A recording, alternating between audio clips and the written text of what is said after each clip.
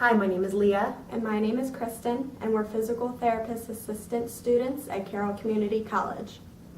Today we will be discussing cranial nerve number 9, the glossopharyngeal nerve.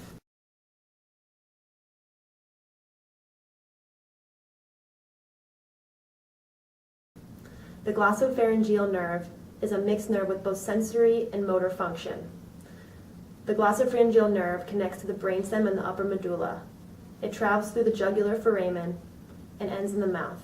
It innervates the mucus glands and the palatine tonsils at the base of the tongue.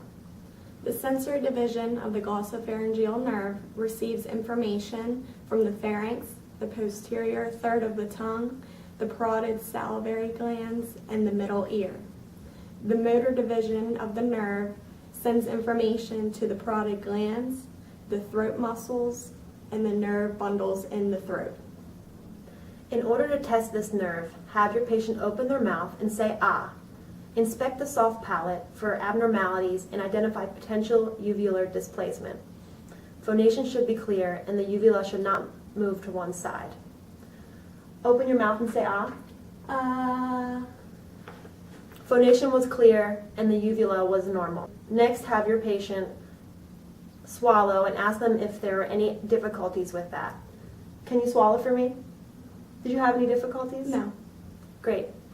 Lastly, the gag reflex should be administered to the patient, and you will have the patient open their mouth, and you will be placing a cotton swab to both sides of the soft palate.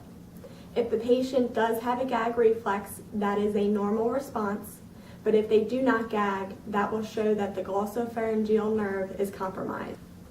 I will have the patient open their mouth, and I will place the cotton swab to both sides of the soft palate. Please open your mouth. Okay, the patient did gag, so that is a normal reflex. If the patient did not gag, that would show a positive test where it compromised to the glossopharyngeal nerve. Damage to the glossopharyngeal nerve can occur as a result of a stroke. A tumor or a small cyst at the base of the skull can also put pressure on the nerve. Symptoms of damage vary depending on the branch of the nerve that is affected. The most common sensory symptom is a loss of bitter and sour taste on the posterior third of the tongue, while the most common motor symptom is trouble swallowing.